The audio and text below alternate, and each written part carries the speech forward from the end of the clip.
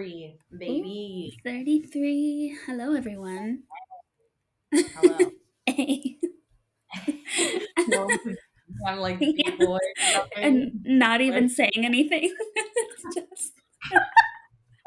It's just doing the actions that no one can see. I'm fine. Listen, I got up at 5:15. hmm The tie-tie baby. Yeah, little tired baby. Tie-tie baby.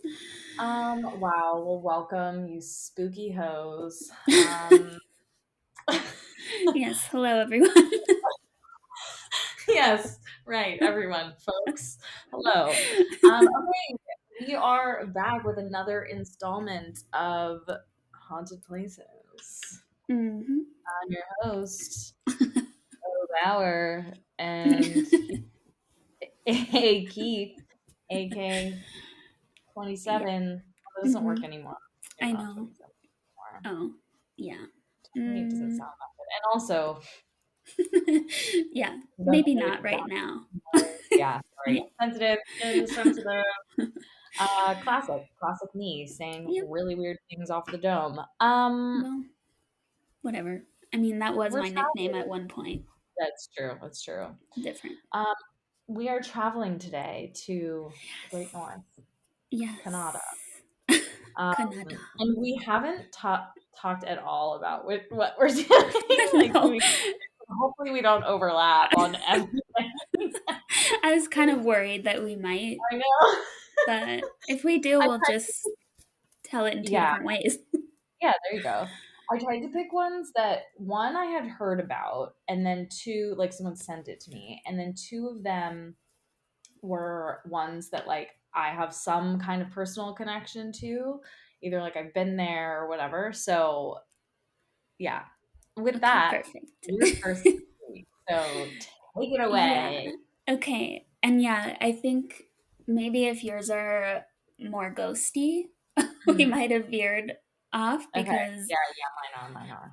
I just can't get enough of those cryptids, you know? Yes, Now I'm back yes. on it again. Oh yes. So, So yes. excited. Um, yeah, so it was kind of a journey today because I started with ghosts and then I got all these lists of like paranormal things in Canada and they all had this one other thing on it. So, yeah, we'll just start though with one ghost story that you may have also covered because it's the Fairmont Hotel in Banff. Mm-hmm. Mm-hmm. And that hotel is over 130 years old and it's absolutely massive. Um, You. that's like irrelevant to the story, but I saw that it has 757 guest rooms, Mhm. which just seems like excessively large. Yes. Did you stay there when you went? We stayed at the Fairmont Lake Louise, but we Okay. hiked outside of Banff, the Okay. Banff one. And Okay. it's gigantic. Like it's Yeah. huge and it's Yeah. beautiful. It's really, Yeah. really beautiful. It looked amazing. That'd be a And fun it place to overlooks, visit.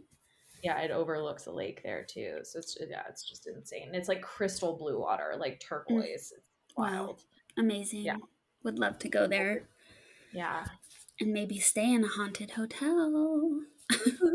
But yeah, their most famous ghost there is the ghost of a bride who was getting married there. And her story goes back to the 1920s. And of course, there are variations of this, but on her wedding day, she was heading down the stairs in her gown, and she was on her way to walk down the aisle. And they had lined the stairway with candles, so they Mhm. say, as part of the decor. But tragically, the train of her dress or some part of her dress caught on fire, and she was obviously very startled by that. And it caused her to slip and fall down the stairs, and she broke her neck. So I can't imagine how awful that would have been as a wedding guest. And since then, people have seen her, both guests and staff, seen her on the stairs wearing a wedding dress. also sometimes seen her up in the ballroom, which is where the wedding receptions normally took place. So Mhm. it's like hanging out where her wedding would have been. So that's kind of a sad one. Yeah. I saw that one too. I was like, "Oh Yeah, gosh." yeah. Horrifying. And of course, you stumble across the one with the broken neck. It happens every time. You can't escape Soon I'll weekly broken just, necks. yeah, I'll be desensitized to it eventually. Oh But god. um, the Fairmont, they have a few other ghosts, but the only one that I wrote down was this bellman who's named Sam McCauley. And he was the head bellman of the Fairmont in the 60s and 70s before he Mm, died in 1975. And I think he must have really loved his job there because he's said to just still be hanging around and helping guests and helping the staff members still. that's Um, cute. yeah, and a room that was formerly his office has since been converted into a guest room, and the Mm, guests that stay there often feel cold spots in the room. Some have even seen apparitions of a ghost that fits Sam's description, pretty interesting. much to a T. So it's like he's Mm, just still going to work every day, pretty much. mm, Um, but one thing I found interesting about that is that I couldn't find anywhere like um, room numbers, which I feel like at mm. the Stanley or other haunted hotels, they're always like, "Ooh, room 213" or whatever. But Yeah, they're pretty tight-lipped about it. they So, are. but people still have these experiences in the same rooms, Oh, even though interesting. people don't know going into it that you're staying in the haunted room. So Hmm. that's kind of interesting. Yeah, I came across that same note too, that like the staff know, but like they don't share. Yeah. Um, and guests have like pillows pulled out from underneath their heads Yeah. while they're sleeping, or like Pushed pushed off off the the bed. bed. Yeah. Yikes. Rude big sibling energy, but like Yeah. okay, so Uh, funny. yeah. Did you see there's one that's like I'm not sure if it's totally verified about like the family that was murdered in one of the Yeah. rooms. Hmm. I That one saw scared that. the crap out of me. I was like, "Ooh." Hotels are already kind of like not my favorite thing, and so it was Yeah. just like, "Oh God, no!" Well, wait, tell the story because I saw that and then didn't write it down. But what are their Okay, so hauntings yeah, like? the one that I read, this is from Avenue Calgary, is it's another numberless room. Has a story with many variations, but the gist is that an entire family was murdered there, and ever since, guests in the room have reported being wakened by screaming, and Oh, when they yeah. turn on the lights, they would see bloody handprints on the Oh, mirror. yeah. And in some accounts, people say that the handprints either disappear before the hotel staff has a chance to clean them, or they wouldn't come off at all. Mm, So yeah. I Nightmarish. love that. No. Yeah. Would not want that room. Hard pass on Absolutely that not. one.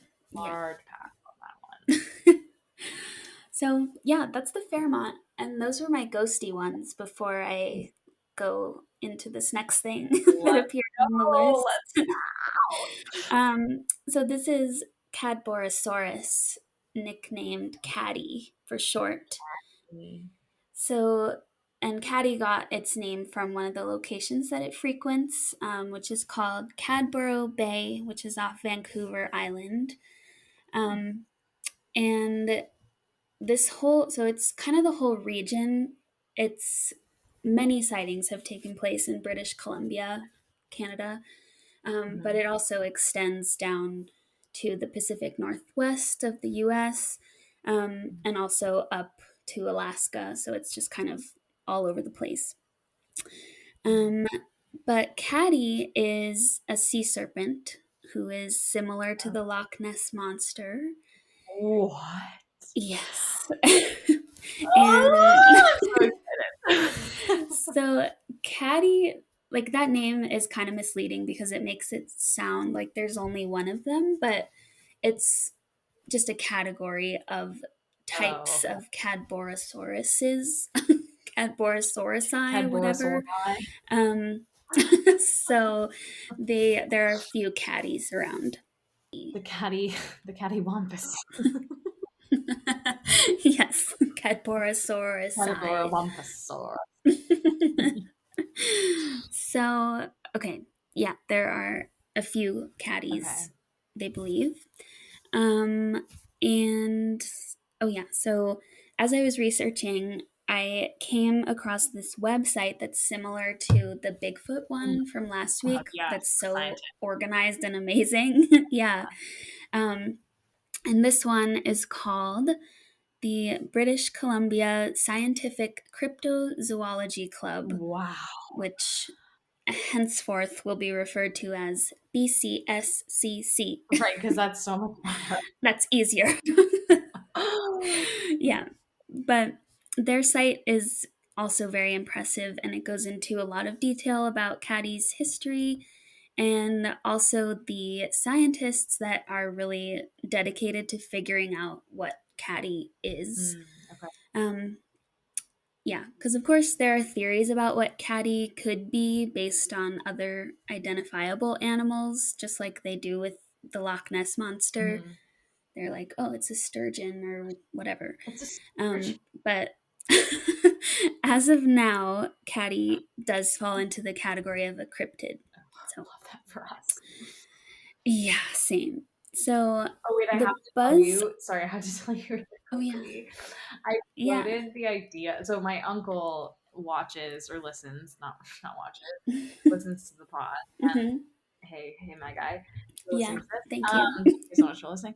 But it was so funny because I was like talking about last week how the whole thing about Jane Goodall believing in Bigfoot, and my uncle Hmm. was like, "There's quite literally no way," and I was like, "Damn it, Scott! Like, come on, we don't know that Wait, that for sure." she said that? No, he's like, "Oh, that's cool that she thinks that," but Oh, like, there's no okay. way. He was like, Oh. he was like, there are a lot of people in this country or on this continent with guns. There's no way there would have been some Mm. sort of hunting accent. And I was like, but not all of the woods have been explored. And he was like, okay, but still. I was like, damn it.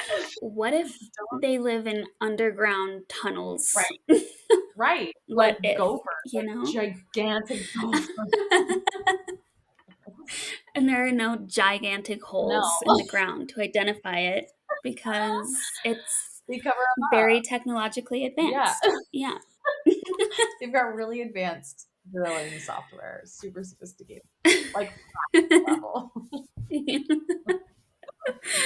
Oh God. Or they live Yeah. in the trees. I'm yeah.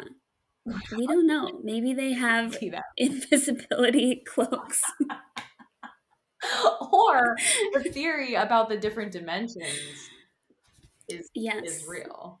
Is Yeah, I don't know. that still applies. Back to the cattywampus. I'm sorry. I just like to share that. Oh, Okay, yeah. That I don't know. I still want to believe in Bigfoot and same. maybe I believe in Caddy too. I think so. We'll I see. think so. I think I do. Okay. So yeah, the buzz around Caddy started in 1937, though as usual, there are stories that predate this one from indigenous groups in the region, including an Inuit group in Alaska. Obviously not Canada, but still interesting, Yeah. that they actually paint an image of a sea serpent on their canoes with the belief that it might keep Caddy at bay. Um, Cool. and that's a tradition that dates back a long time. That's really cool. I feel So, like I've seen that on even like modern mhm, goats, or like I guess maybe dragons, but that's like kind of a yeah, serpenty thing, right? yeah, I don't know. serpent body, yeah, Serpent ball. totally. But okay, so back to 1937.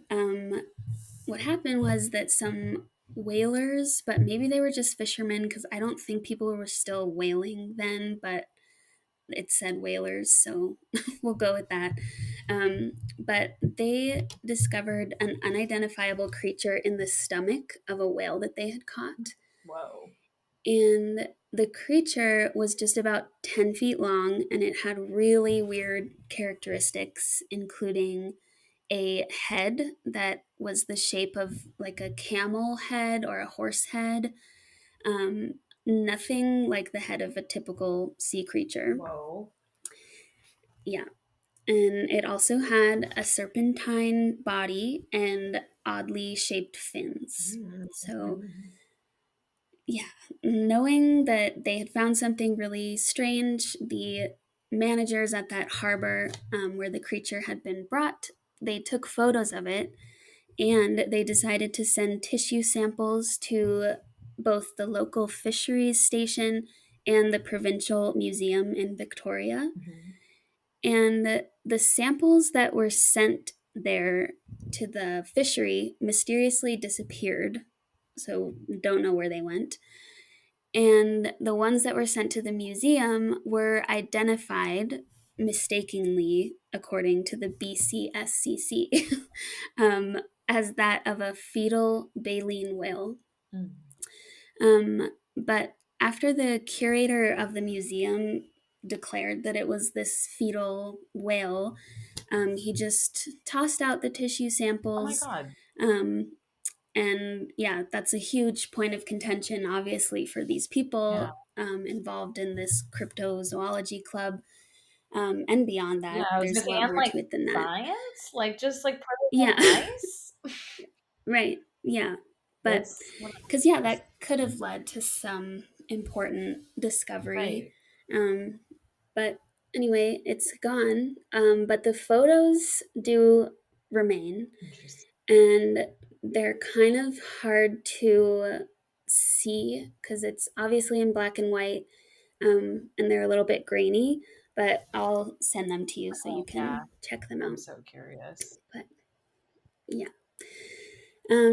So yeah, the people in this BCSCC, they are not at all of the mind that this creature was an unborn whale. And also, there have been a few living witnesses of that creature from 1937. Mhm. I think this site was published like back in the early Yeah. 2000s, so these people would have still been Yeah. more with it than they might be today. But they are both adamant that whatever it was not a whale. Wow. So, yeah. And also like, yeah, I feel like you're not gonna mistake a baby whale. They're pretty look Yeah. like just small whales. Yes. Yes, Not exactly. It poinsettia. should be right. It should be easy to tell. Right. Um, but yeah, yikes. So then, next thing, it was a few years later in 1941, there was another creature that washed up on the shore. Mhm. And this creature was described as having a horse like head. Mhm. Its nostrils were very flared. It was about 12 feet long with a snake like body, and very uncomfortably to me, it has patches of long, coarse hair on its skin. No. So No. I'm just picturing like a horse's mane. Yeah. Oh, no. I don't I know. don't like that. That makes me feel very uncomfortable. Yeah, Because same. like A fish with hair. yeah, a fish with hair, and I'm just thinking about like, you know, when you swim somewhere where there's like long Oh, seagrass or something like now yes. that's all I'm No. gonna imagine. Yeah. Blech. Oh, God. Oh, Yeah. Why'd you say I'm that? sorry if I have to suffer with Yeah. that image. So do you. Yeah. Well, okay. Yeah. It'll just add to our Yeah, imagination. exactly. Whatever. Whatever. But yeah, so presumably because of that long hair, they gave this version of Caddy a female name, Oh. and they called her Sarah the Sea Hag, which I think is so funny.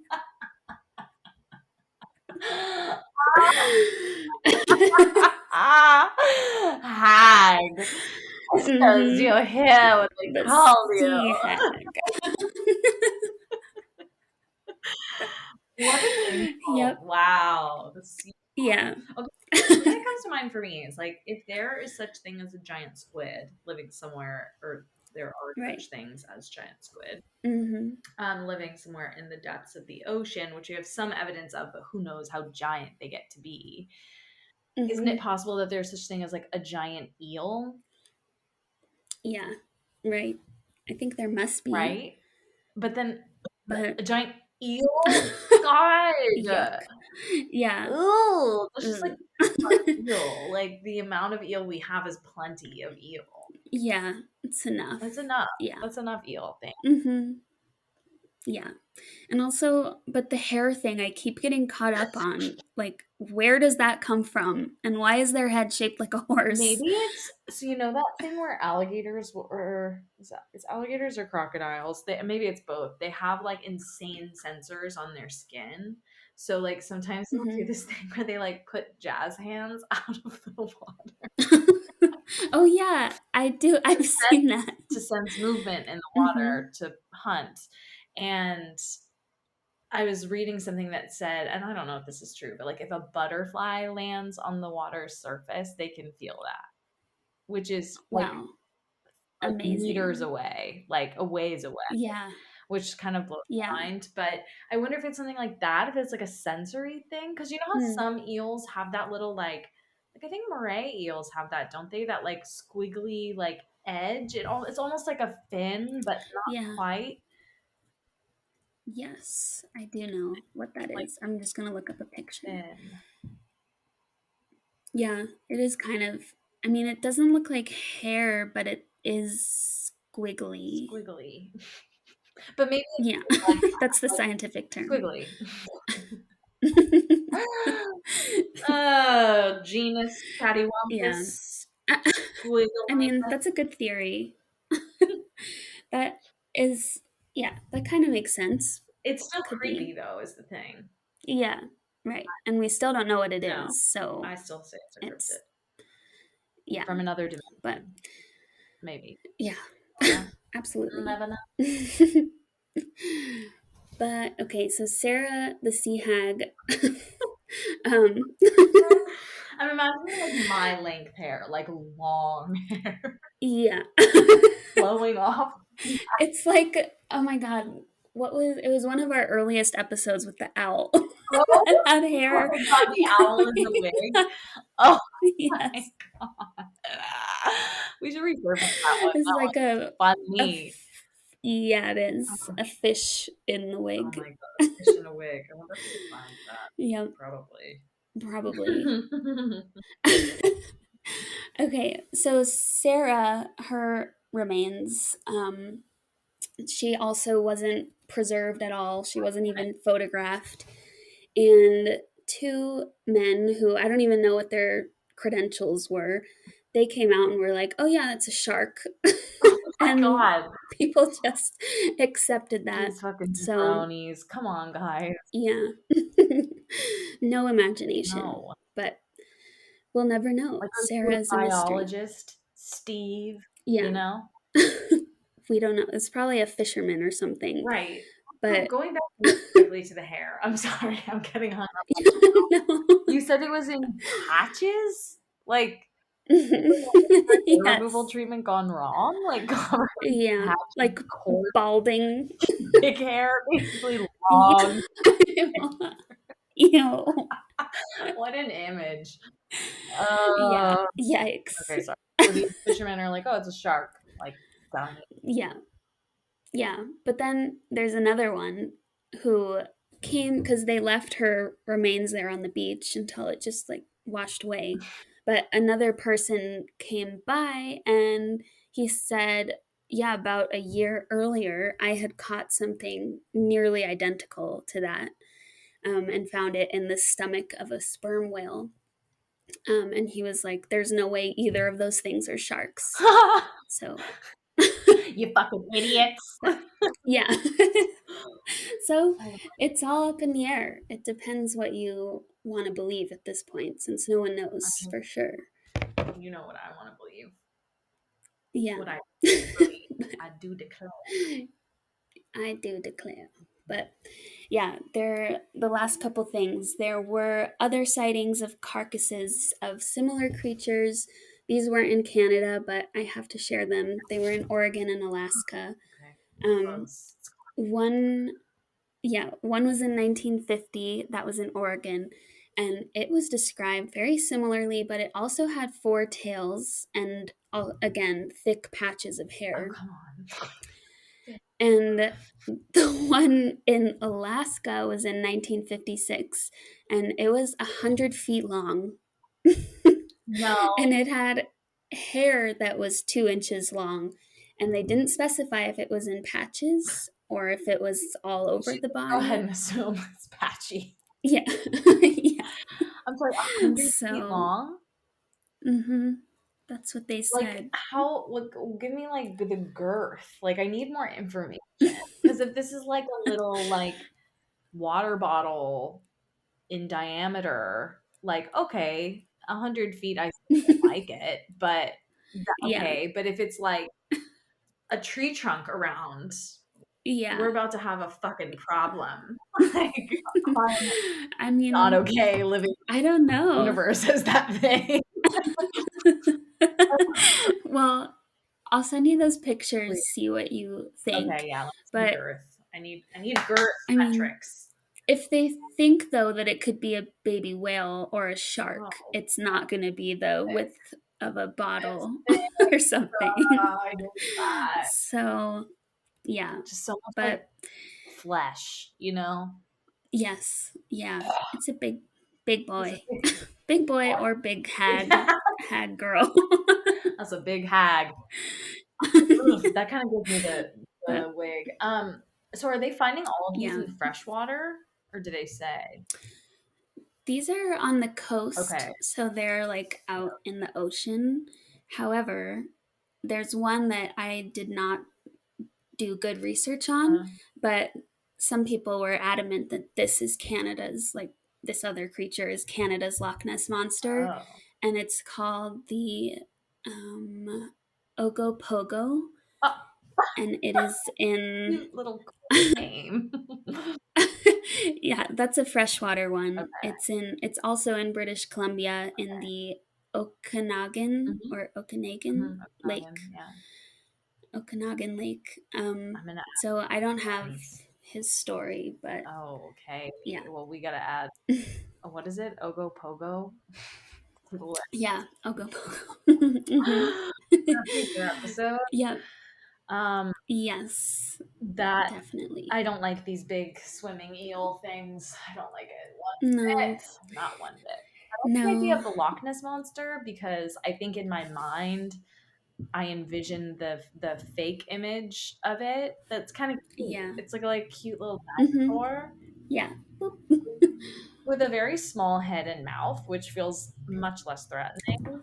Whereas an eel, Yes. if it can sting and has a fat ass Mm, body with a fat mouth to match, yeah. patchy, Yeah. long, flowing pubic hair, I don't like it. Yeah. Just say No. that story. No.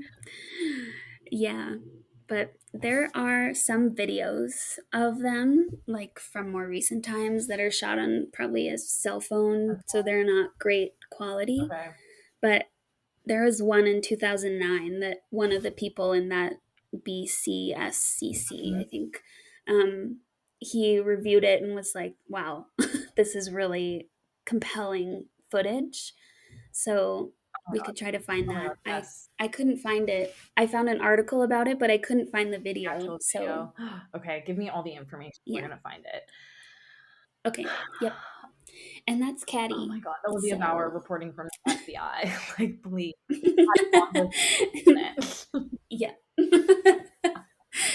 Special Cattywampus unit. I'm from the SCU. SVU. Sorry, the SVU? No, SCU. No. Special Cattywampus. Well, there's the pod title. Yep. Ah, that's so funny. From the Oh SCU. god. Oh, that's so Hmm. wow. Amazing. Got any other Well, cryptid shit for me? nope, that's it. Nothing. Let's go to some Okay, ghosts. some ghost is. Okay, so I had some other like shorter ones. Since you went into one that I was gonna potentially cover, I'm gonna cover some like quick little ones and then into my like two other main ones. Okay. So first is another Fairmont. The Fairmont is all over here with the hauntings, probably because they're old. Uh-huh. But the Fairmont Yeah. Chateau Laurier, which is in Ottawa, um, is has a haunted history, and the reason why I bring it up is it's related to the Titanic, which is so interesting. Mm, So there was a cool. business tycoon back in the early 1900s named Charles Melville Hayes, and he commissioned the Fairmont Chateau Laurier to be built, but died tragically aboard the Titanic just days before the hotel's grand Mm, opening in 1912. Yeah. no. But Bummer. it seems like perhaps he hasn't left because his spirit has since been rumored to be seen roaming through the property. Um, so, yeah, I mean, if I had spent all of my time and money into making this beautiful chateau, I also would Mm-hmm. have probably gone back to visit Stayed. after that. Yep. So Mm-hmm. that one's just kind of like light. Obviously, Fairmont Banff is on here. There's a castle in Victoria called Craig Derrick. At least I think that's how you say it. Spelled like the name Craig and then Darroch. Um, Mm-hmm. it was built in the 1890s for a coal miner named Robert Dunsmuir and his family. So it's Victorian era, Victorian style, and it's since become one of the most haunted places in Canada, and more specifically Victoria.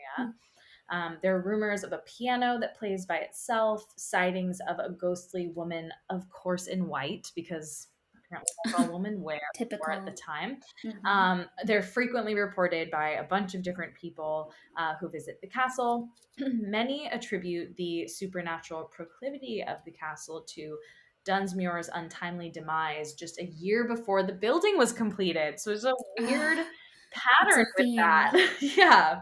Yeah. So Hmm. the last one on the like one of these like quick, actually there are a couple more like quick hit ones, but this one is called, I think it's Tranquille, because it's spelled like the French way, sanatorium, in Kamloops, Oh. British Columbia. So you already can tell from your O that you Mm-hmm. can tell where this is Yeah. going. They're very foreboding. It's ruins now, and it is creepy as shit, the photo of it. So we'll post that on our Instagram alongside the Cattywampus. But located just outside of Kamloops, BC, and it honestly looks like something from a horror movie. It was originally built in 1907 as a treatment center for tuberculosis sufferers and later served as a mental institution before ultimately being abandoned in the early 80s. So it was around and like functioning for 70 plus years. But what's interesting is, didn't you cover in a past episode another sanatorium that was built for people with TB also, and then it like evolved into, did we talk about that ever, or am I like um, thinking of something else I read? maybe because, well, in the episode where we did like our home state haunted Yeah, places, TB is like the reason that people came to Colorado. that's it. um, That's it. but I can't remember if there was a specific. Oh yeah, The well staff. at Denver Health, Yeah, that's they yeah, right. Okay, yes, that's what I was okay, thinking. Is the, yeah, the what's that called? the smokestack Yeah, but like, yeah, building. but like, what are they? It's not like a crematorium, but like Oh that kind of thing, right? Like the bodies were yeah, allegedly burned there. yes, You right. creepy. Yeah, Anyway, I don't know what that's called. I just remember Uh-huh. something, and I was like, "Am I making this up? Am I thinking of something else?" Okay, so built as a treatment center for people with TB, became a mental institution. Closed in, well, they say abandoned in the 80s, which is way more Mm, foreboding sounding. Um, mm-hmm. Echoes of its former residents, however, seem to remain. Many witnesses report off the charts paranormal activity, ranging from orbs in photos and just live to eerie disembodied moans. creepy. Oh. The pandemic, COVID pandemic, unfortunately, kind of shut the place down from tours, but previously you could tour the place. It may be open now. When this article was written, this is in Reader's Digest Canada, was about a year ago, so it could be reopened. But there's a guide from Tranquil Farm Fresh, which manages the grounds now. Um, and they even offered at one point an escape room experience in the Ooh. tunnels that link various buildings on the Oh, property. So creepy. not only are you in a sanatorium, you're underground, locked in a room.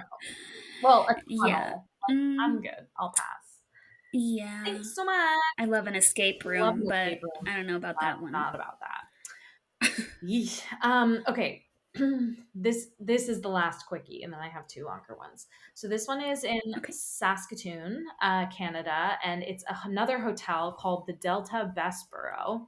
And it is there's so basically there's the well, I'll tell you the little blurb that made me like, I'm sorry, what? The most well known of the Bess's many spooks is a friendly man in a gray fedora, and it is believed that this is the ghost of an employee who was thrown off the seventh floor balcony by reveling guests after asking them to What? quiet down. Oh my I was like, god. who are these No. people? That's horrible. That is awful. So, When did you say that was? let me see. It doesn't say. Yeah, neither of the Huh. sources I pulled said. Let me see if there's Well, it doesn't really even, matter. even like I was gonna say it's like the Wild West yeah. age. You'd think, but no. So it was built by the Canadian National Railway. The first registered guest was on December 10th, 1935. He checked into the hotel. So this was like Okay. not that long ago. Um, Yeah. yeah, and it's still open. And yeah, very lots of famous people have stayed there, and every prime minister since 1935 has also stayed at the hotel, which I thought was very Hmm. interesting. Yeah. um but yeah, so the according to all of the reports, there are three spots in the hotel that are spiritually active. The first is on the ballroom floor of the hotel, which is, you can imagine why. There's a man that is Hmm. there late at night wearing a gray suit and a fedora. He's very friendly and says hello to people as they walk by, like Oh, basically greeting them. Most that's people, nice. yeah, most people do not realize this man is a ghost until they tell employees about him or reference him.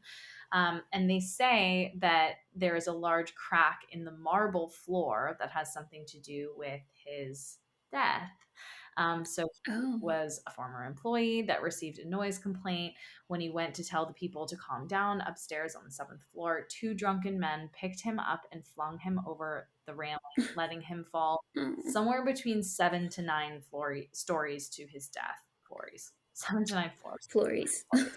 And the crack in the floor is where people say he landed. So it's not confirmed Oh. that that crack is actually where he landed, and it was marble. So I don't even Oh. know if, like, Yeah. physics wise, if that even It's makes possible. sense, but who knows? Yeah. Maybe it was cheap marble. I don't Yeah. know. Fake Fake marble. marble. Bessborough. Okay, so the second spot of the three is on the third floor. There's not a ton of information on this tale or legend. But it's definitely like probably the scariest one. There's a woman who is seen there who looks very small and very tired. She should really just go to bed. Her hair is a mess and her clothes are torn all over the place. If you're quiet and stay out of her way, she doesn't acknowledge you. But if you make too much noise or try to communicate with her, she'll run up to you, scream at Oh. you, and then disappear. No. Yeah, like in your face. Oh, how jarring. So jarring. Yikes. Third and final spot is in a stairwell. There's a group of children that play in there that people say were killed in the Bessborough, having the time of their life there. Guests can hear the laughter without seeing them. So they're not actually seen, they just are giggling, which Hmm. could be cute like kids, but then also could be so terrifying if you're not sure where the noise is coming from. Yeah. Um, Mm-hmm. they've never harmed a guest or an employee, but there have been a bunch of reports and they just are there because they seem to be having fun. Hmm. Sounds kind Wow. All right. of Yeah. so That's not the bad. next one is Keg Mansion, and this is in Toronto, which is why I picked Oh. it. Mm-hmm. And it is a steakhouse now, or there is a Amazing. steakhouse in it. I've never been, but now I want to go. Hmm. So a Yeah. little bit of history on Keg Mansion. It was built in 1867, and in 1873, the Massey family moved in. Hart Massey sold farming equipment, and they were very well off as a result. His family lived in the house before it was a restaurant, and a bunch of different things happened there, morbid things. Hart Massey's Mm. daughter, Lillian, was sick and eventually died while in the house. One of the maids hanged herself in the house, and there was also a Oh. little boy who fell down the stairs and died not long after that. So just like a lot Wow. of death in the house, and that's where we always come back to that, like, is it just like lingering energy or what's the deal? But Mm-hmm. anyway, it's creepy. Um, Yeah. the most common sighting is the little boy on the stairs. Families come, of course, like to a steakhouse and have a hard time because their children always want to play with the boy on the stairs, and some end up Mm. leaving because they know the history and are really freaked out. He's almost always seen by children, although some staff claim to have seen him as well. Hmm. Um, Whoa, that's eerie. yeah. Along the staircase is a banister that you can slide your hand across as you're going up or down. And underneath the banister are vertical wooden spindles, like most staircases or old school wooden staircases. A few years ago, one of the spindles of the third floor landing fell off and landed straight on the bar top downstairs. Mid shift on a Saturday night, it came crashing down. Luckily, didn't hurt anybody. It just landed and terrified the bartender and everyone around. The manager at the time walked it back upstairs to see where it came from. They recorded it in the logbook and it was reinstalled and repaired. And then 1 year later, to the day, the same spindle, which had been fixed recently, fell again Yeah. and it was the exact same one. Whoa. And yeah, Weird. people from the restaurant say that that incident is one of the creepiest things to date that happened there to everybody who was there for Hmm. both, because they don't know the date of when the boy fell, but Oh, that's kind of the like could be. sense people get, or like this weird, like Hmm. they've got this weird feeling about it. Um, Yeah. Do you know the date of when the No, spindle I falls? tried to find it, but I don't think he died immediately. I think he like fell and then hit his head and then died days later. Like was Hmm. struggling to live and didn't make it. So it's Oh, hard. It's hard sad. to like nail down the day when he actually fell. And they don't share the date that this happened specifically. Okay. So I was Um, gonna say you could go on that day, mhm. watch the spindle fall. Totally. Well, and one of Yikes. there's a quote from someone who's worked there for years and saw both of those incidents. Just a few weeks ago, this is a quote. Just a few weeks ago, I was doing my walkarounds to see what needs repairs. The restaurant needs a lot of attention because it's a really old house. And as we were speaking about ghost stories, me and my colleagues, I looked up and that same spindle was sticking out. So what we're going to do is Oh, go through our weird. logbook and look for correlation. So they didn't like Mm. follow up on that, but it was just creepy and interesting. Yeah. Very. The second most common sighting is the creepy woman in the washroom upstairs. Love Mm. that. Mm-hmm. Many people feel just weird when they go into that bathroom, and for a lot of the staff say that like, oh, I've never seen it, but they have a weird sensation when they go in there. That could be just because Mm. they've heard things, but who knows? Yeah.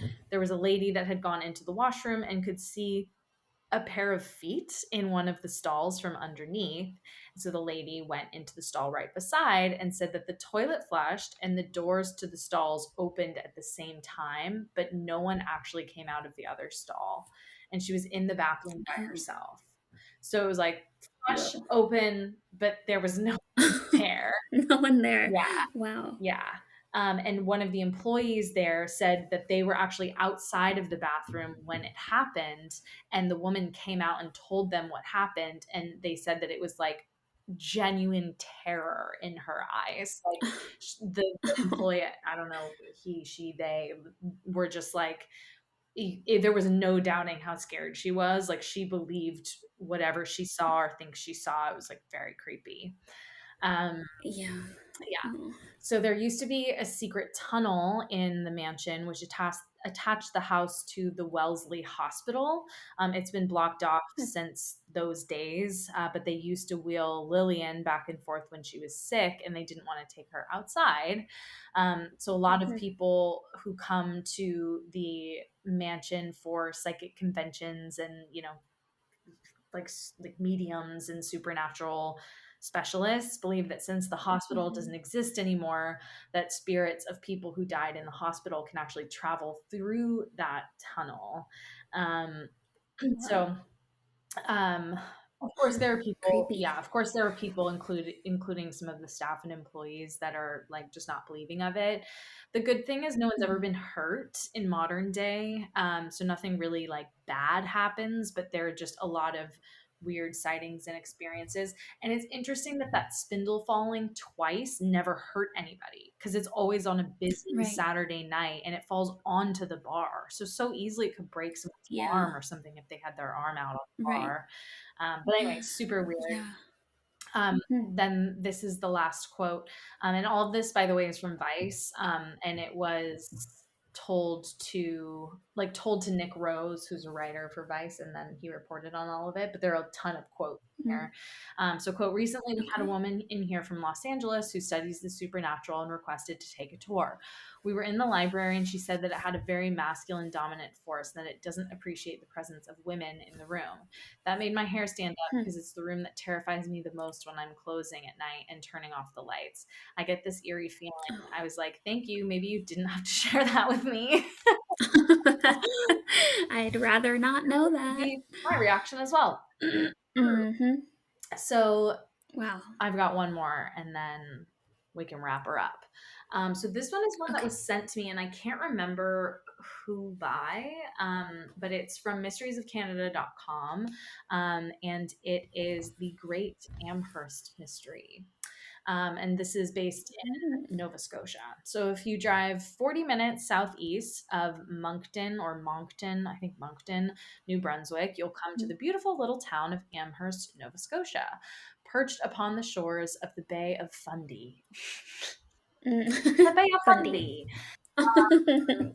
Back in 1878, a cozy, well kept cottage in this quaint Victorian village was rocked by the activity of Canada's most famous poltergeist, which, as a result of its subsequent publicity, acquired the name the Great Amherst Mystery.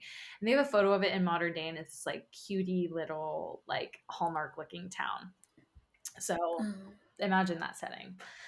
Yeah. The activity in this case revolved around a 14-year-old girl named Esther Cox. At that time, Esther lived in the aforementioned cottage with her eldest sister, Olive, Oh, it's who you.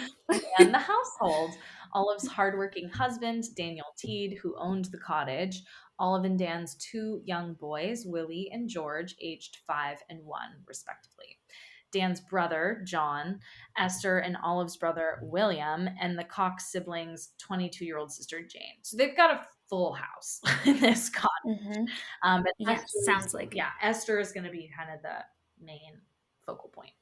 So Esther Cox was said to be a bit of a strange girl, exceptionally moody and unusually fond of pickles, which like literally saying. All right.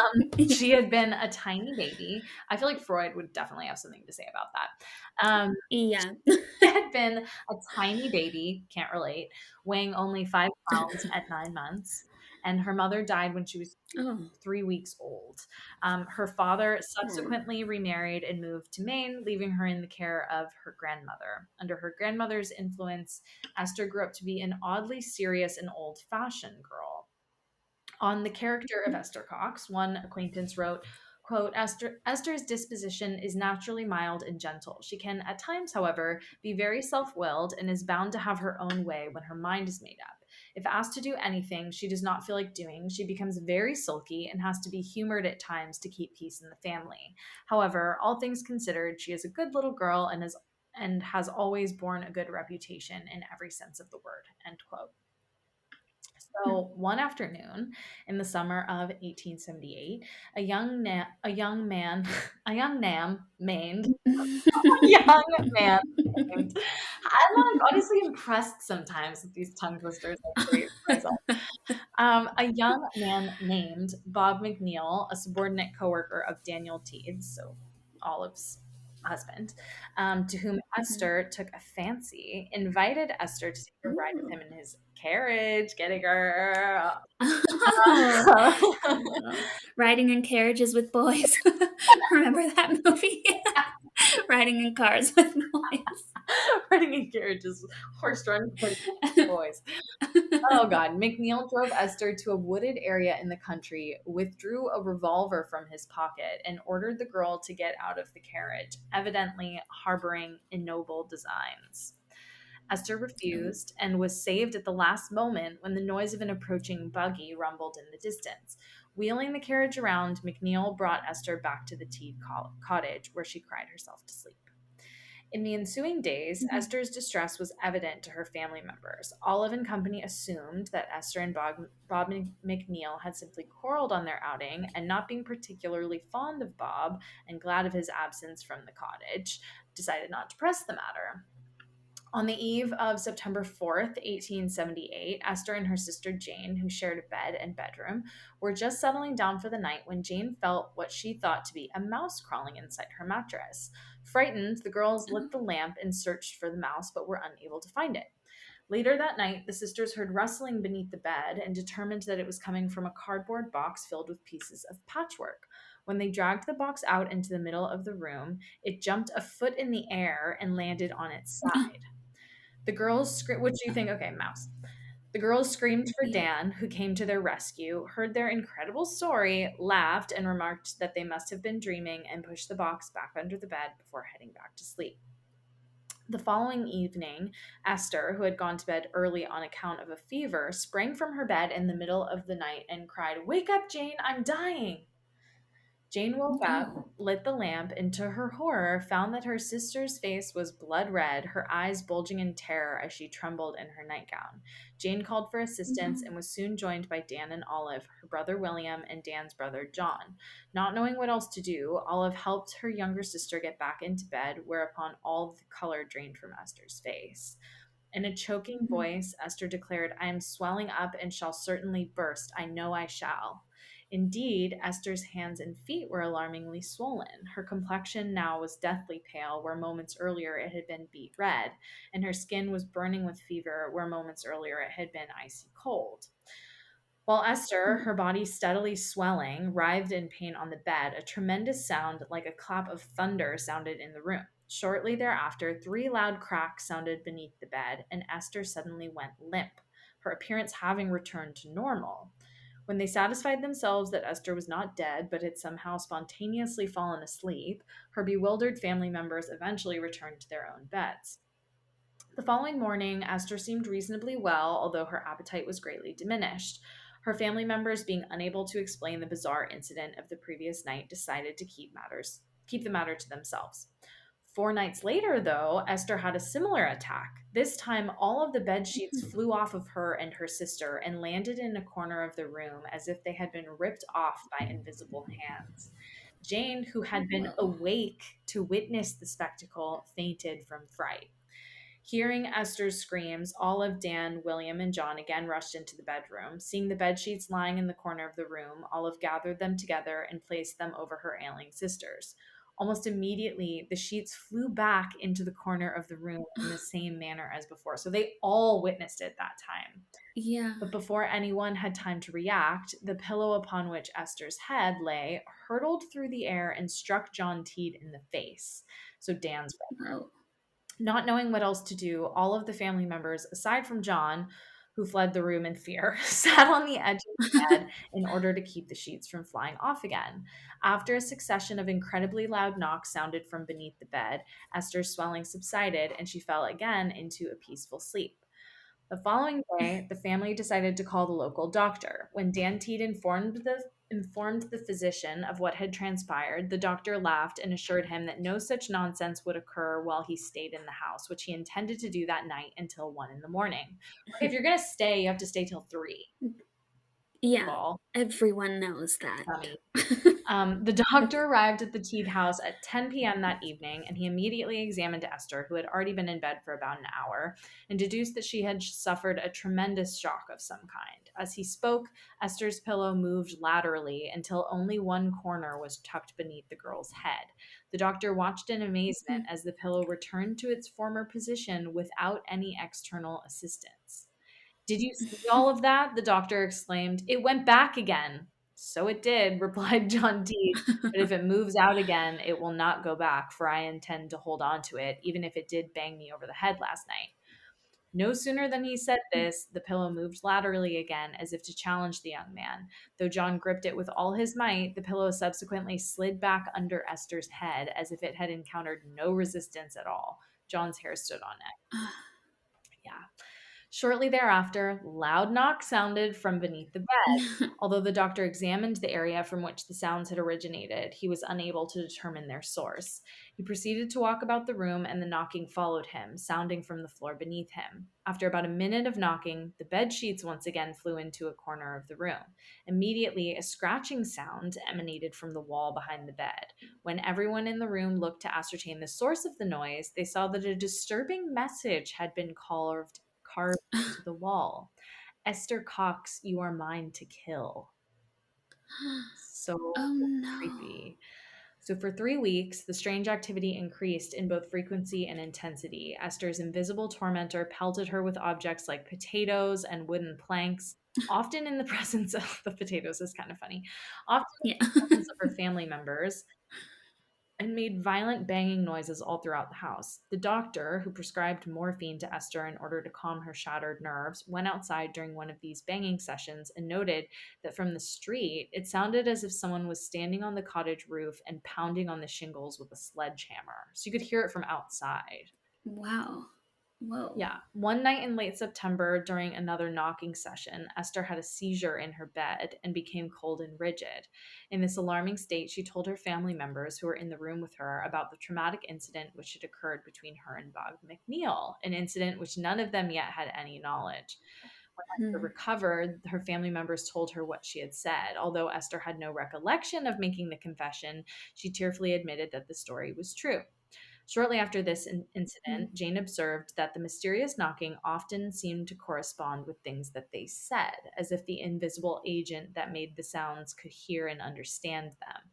Dan decided to test this theory and asked the mysterious force to knock once for every person in the room. Sure enough, the entity responded with the correct number of raps, each of which were violent enough to shake the entire house.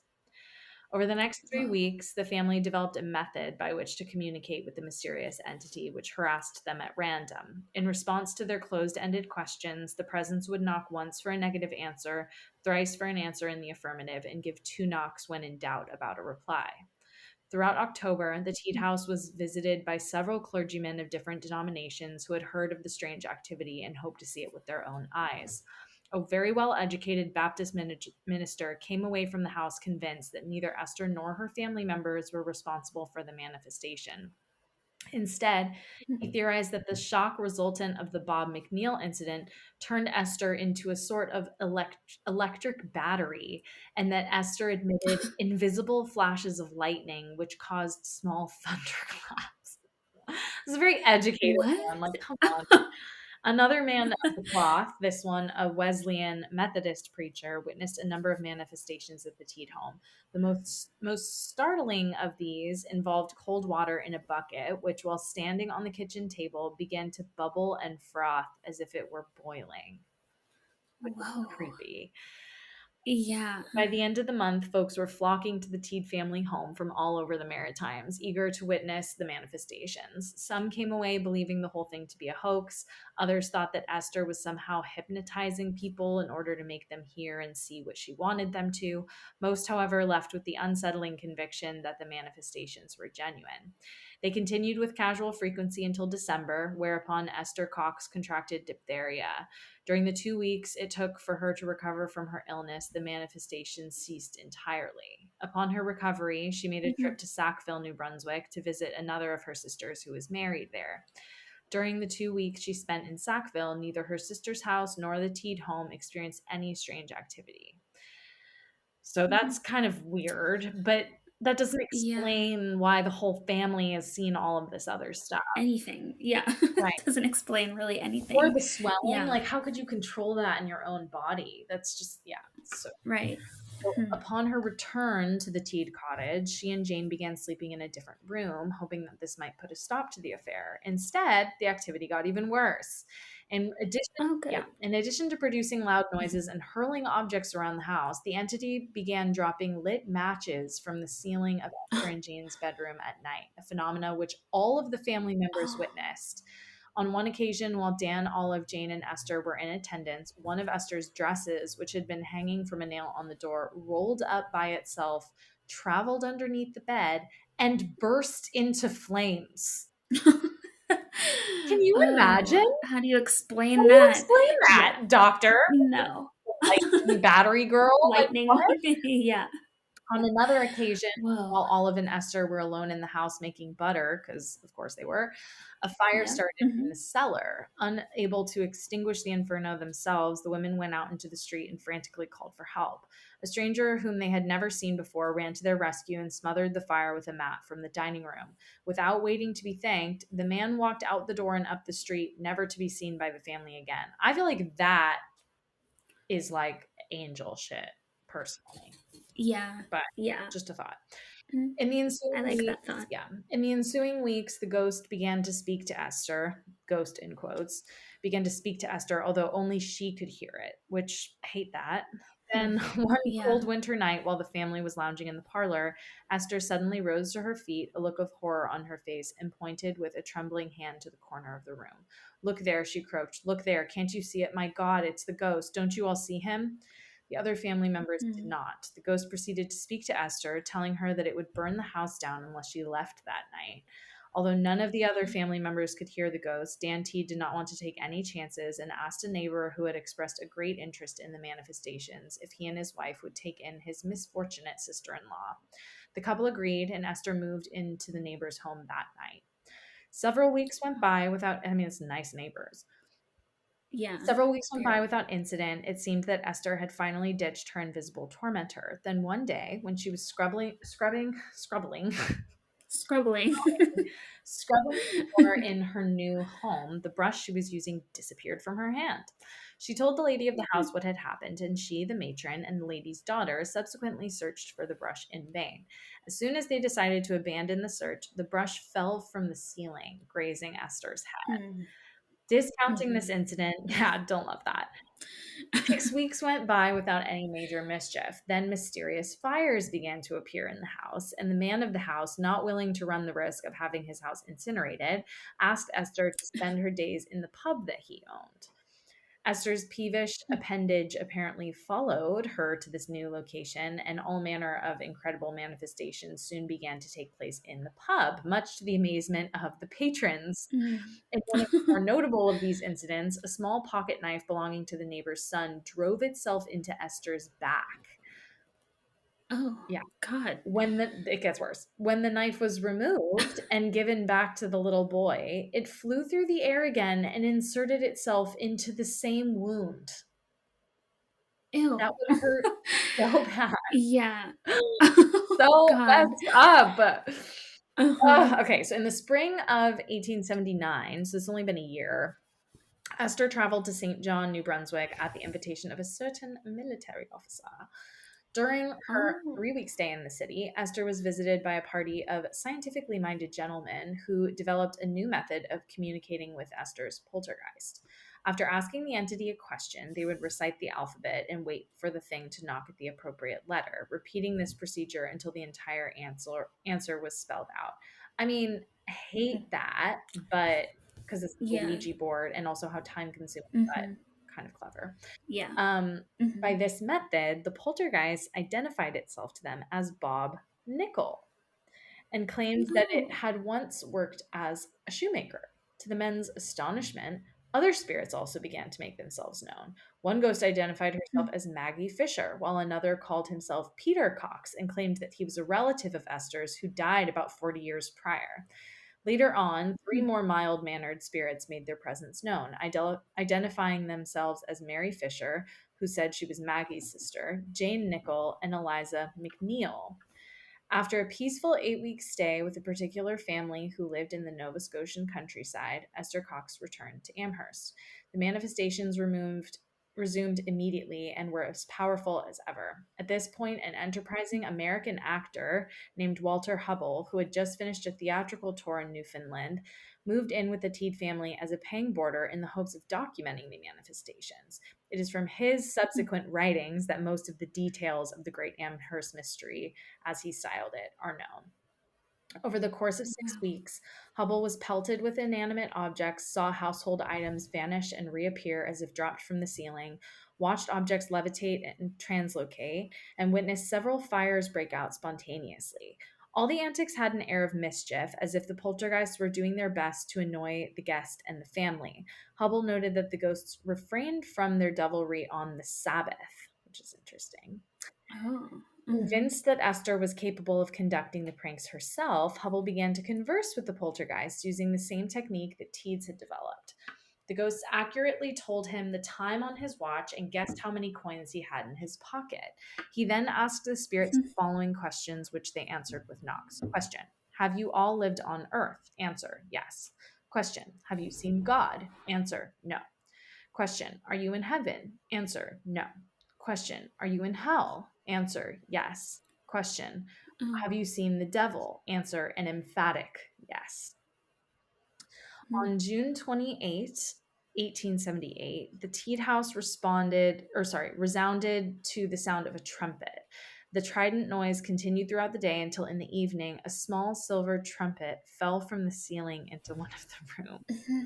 Neither Hubble nor any members of the Teed family had any idea where the trumpet came from. Although Hubble later declared his intention to donate the instrument to a museum, the fate of this object, to the best of this author's knowledge, remains a mystery to this day.